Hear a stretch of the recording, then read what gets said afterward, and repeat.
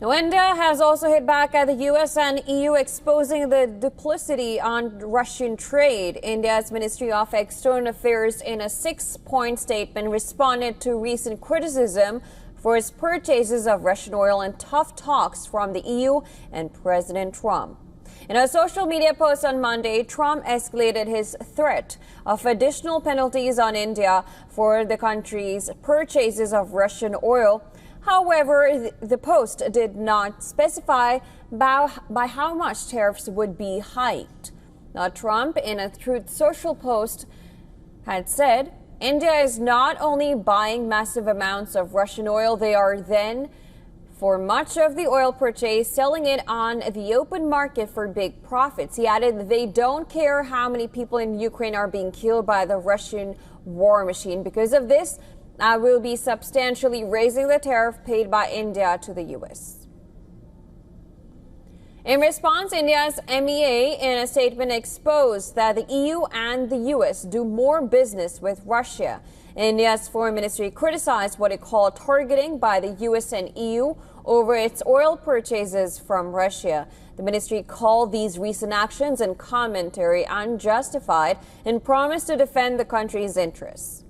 Foreign Ministry spokesperson Randeep Jaiswal stated the targeting of India is unjustified and unreasonable. He added, like any major economy, India will take all necessary measures to safeguard its national interests and economic security.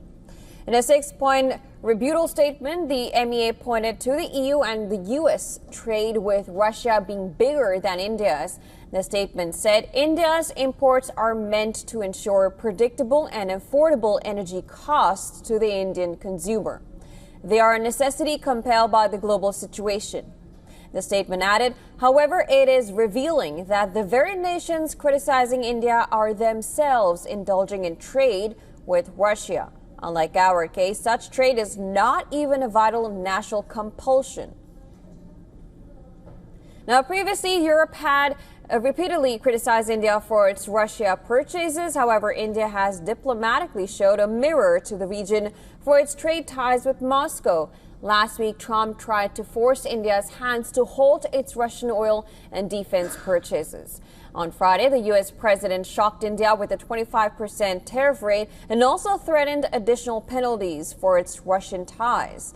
The day after Trump's remarks, Stephen Miller, deputy chief of staff at the White House, said what he said very clearly is not that it is not acceptable for India to continue financing this war by purchasing the oil from Russia. On Saturday, Prime Minister Narendra Modi said India was on its way to become the world's third largest economy and must remain vigilant about its economic interest amid the instability and uncertainty that the global economy is facing. Invoking Swadeshi movement reference, PM Modi urged Indians to buy domestically made products and promote indigenous goods. Now, despite Trump's tough talks almost on a daily basis for India's India-Russia ties, the country gave a measured and guarded response in a diplomatic statement on Friday. India's foreign ministry said the nation's interests were its priority when it comes to energy and defense. And for more on this, our correspondent Susan Terani sent us this report. President Trump has threatened a substantial tariff hike on India, this time over its purchase of Russian oil. In a Truth Social post, he accused India of profiting from war in Ukraine, but New Delhi is pushing back. India's foreign ministry called the threats unjustified and unreasonable, pointing out that the U.S. itself traded over $3.5 billion with Russia last year despite sanctions. Officials say India began buying Russian oil only after Western countries diverted supplies to Europe, and that the trade helped stabilize global energy markets.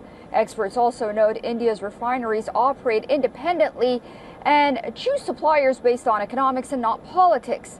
Meanwhile, President Trump has also warned Russia of severe tariffs if there is no ceasefire with Ukraine by August 8th.